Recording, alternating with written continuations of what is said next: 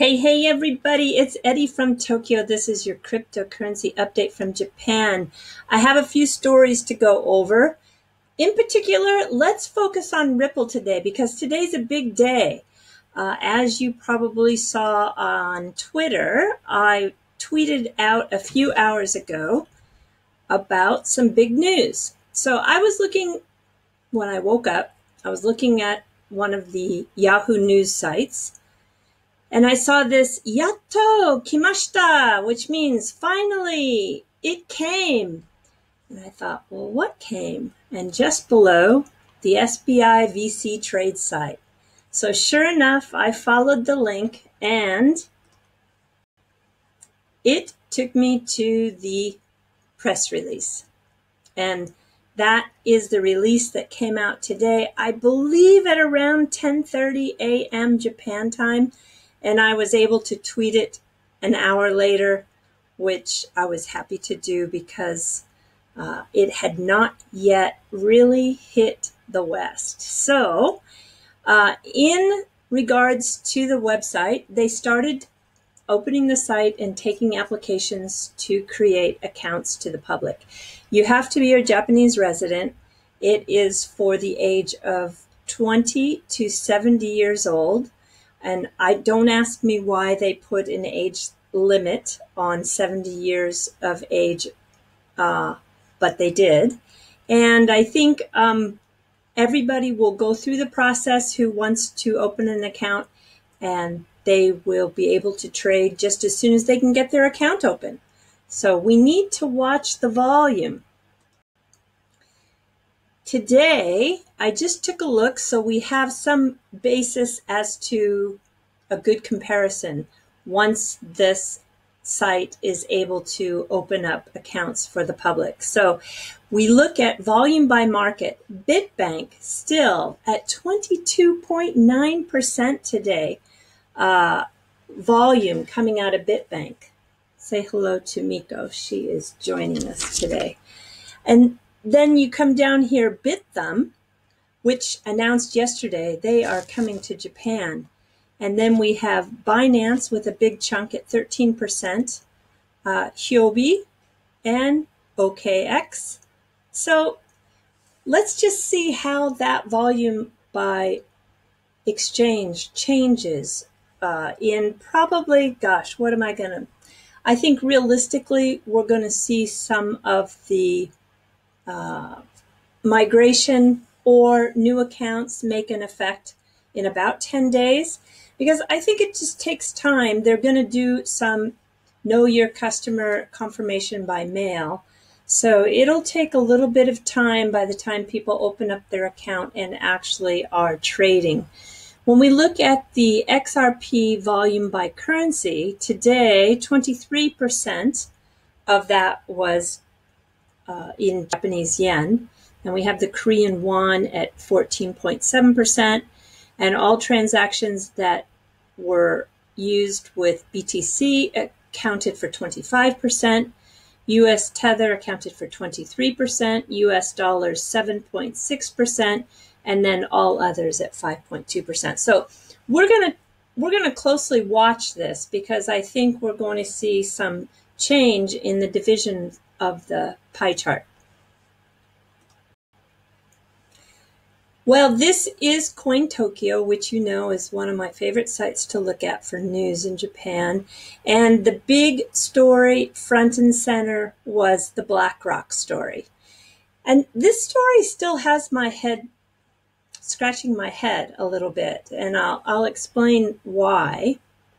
Oh, you know, I just want to point out, here you see these are no doubt right now the 4 most popular coins in Japan, which is Bitcoin, Ethereum, XRP, and Bitcoin Cash. So these 4 coins really are probably the most popular and actively traded right now. All right, so this BlackRock group,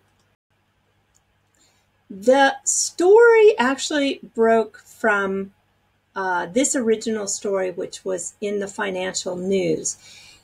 It's kind of interesting because they talked about this exploration study group back in October of 2017. And it shouldn't have been such a big surprise to everybody. This story just talked about how BlackRock has set up a working group to investigate ways the world's largest asset manager can take advantage of the fastest growing cryptocurrency market, despite its chief executive lambasting the Bitcoin sector. Well, I don't know, they are a major investment powerhouse for sure. They are managing 6.3 trillion in assets. It's just an unbelievable number. But for some reason, today's gain is being attributed to this story. I just don't know about that. Just a little background on BlackRock. You can take a look at their 2017 annual report. It is quite impressive. They're currently trading on the New York Stock Exchange, and their price per share is $503. They are just super impressive. However, the CEO, after that story broke, was on Bloomberg, and just a few hours ago, he is quoted as saying this. So I wrote down the quote exactly. So he was asked, "Don't your clients want crypto exposure?" And he says exactly, "No, I don't believe any client has sought out crypto exposure." And then he was asked, "Really?" And he answered, "Yes." So at the moment, he doesn't believe he even needs to be prepared for this space. It's just crazy to me. So worldwide, he says he hasn't heard from any one client that says they need to be in this. Okay, so when we look at another person who is employed by BlackRock, this is Isabel Mateos Ilago. She is their global chief multi-asset strategist. Just last January, she was on Bloomberg, and she is quoted as saying, "At least once a week, people ask about crypto." And in particular, the questions are coming from institutional investors. So she says there is enormous amount of interest. So she says it's new and it's interesting. I don't know, guys, at BlackRock, you need to get your stories straight. Either there's a huge disconnect of communication or you're up to something. I don't know what. Okay. So it's just kind of sometimes unbelievable. Today, the new episode 2 of the Ripple Drop came out. And it was kind of fun. It was super short, only 2 minutes and 41 seconds. We did get to see and hear from Kahina Van Dyke, Ripple's new SVP of Business and Corporate Development. And then after Kahina, we heard from Ripple's Director of Business Operations. I'm sorry. And yeah, right. And he is Janai Surti. Jinal. I'm sorry, Jinal. I just messed up your name. Sometimes the names are not so easy. And he discussed the University Blockchain Research Initiative. And then finally, the third one was Ashish Birla, who is going to start a new newsletter called Biddle. And it's kind of a combination, he says, of build and hodl. So he is a maverick. The more I hear from him, the more I am convinced he is a maverick. All right, this is a little story that came out today that I think is worth taking a look at a couple of paragraphs. So does the decision of the U.S. SEC on XRP affect its global expansion?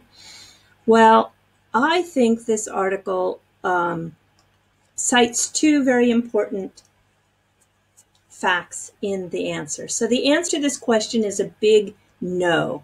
XRP and Ripple are decentralized from their founding nation. And the proof of this is Ripple and SBI partnerships that gave rise to SBI Ripple, which is registered in Japan. There's also an SBI virtual currency trading platform that is XRP oriented. And then secondly, Ripple Company is a completely separate entity from its digital currency XRP. This means that the future and fate of the digital currency is not in the hands of the firm, but in the hands of the digital currency community. Any decision made by the court against Ripple will in no way have an effect XRP because they are two different entities. So I just thought this was worth mentioning. All right, as everybody knows, on the last video, we ran a contest. And I want to say thank you so much to everybody who put in their answers. I want to give a big congratulations to Whitefly00 for winning.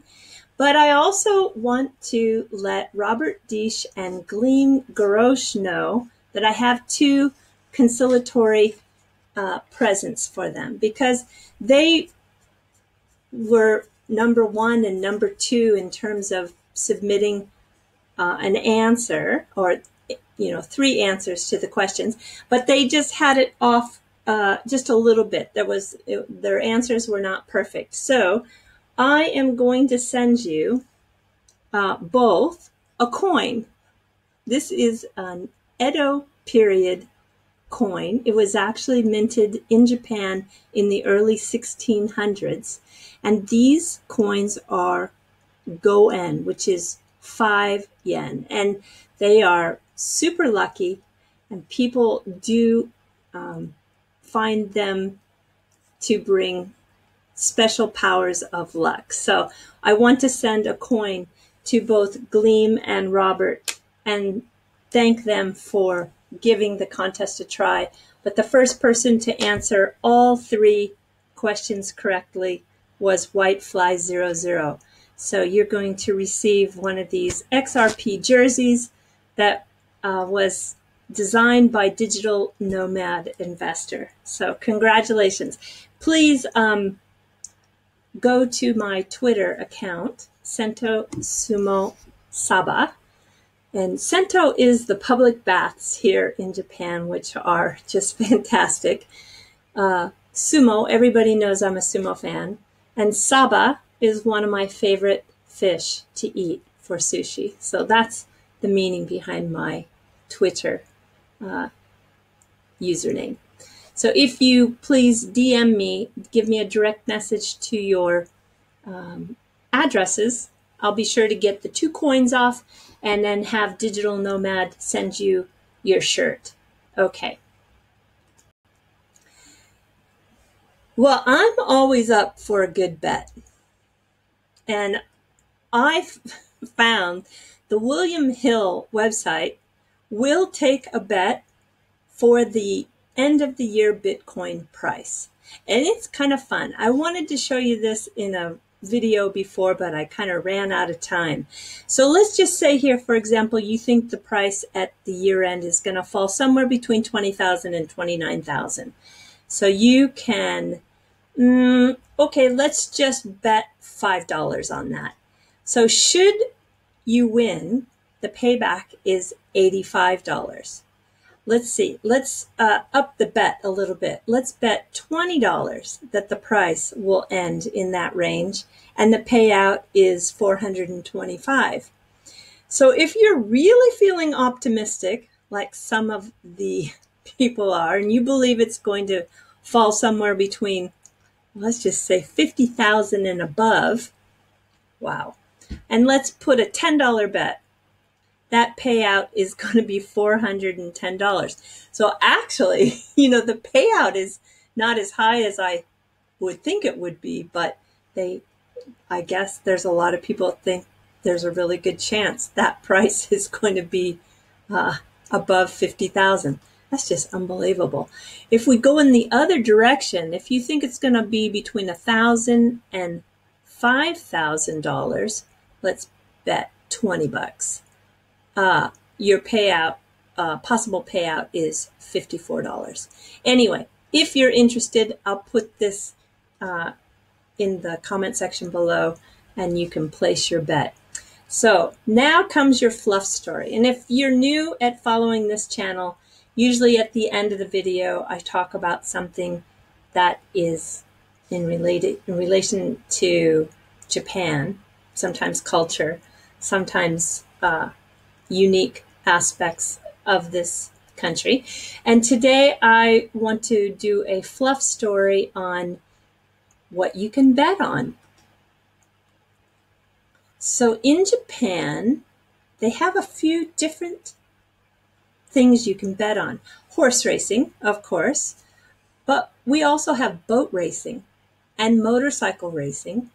And then, of course, there's pachinko, which is like an electronic slot machine, sort of, kind of, maybe.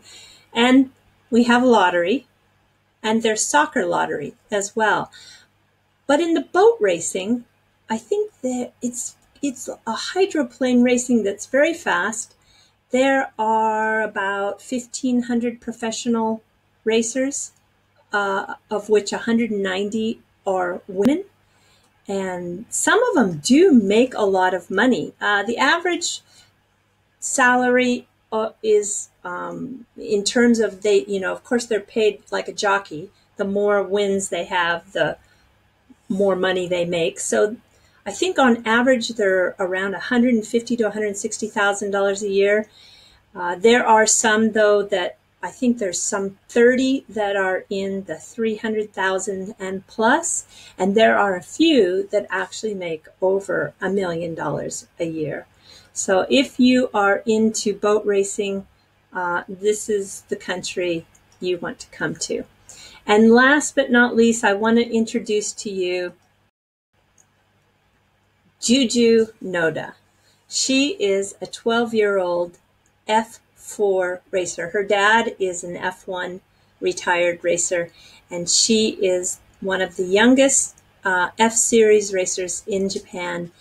There's some great videos that talk about her career. She won her first race at the age of 4, I believe, and her dad is her coach, and she is serious, and she has serious sponsors. She is going to be racing soon in the F3 rank, and I believe she will graduate to the F1 if she sticks with it after the age of 17, I believe. Anyway, JuJu is a star here in the racing world, and I think she is someone to watch. All right, everybody, that is your update for today. So thank you so much for hanging in there with me, and I wish you the best. Take care. Sayonara for now. Bye-bye.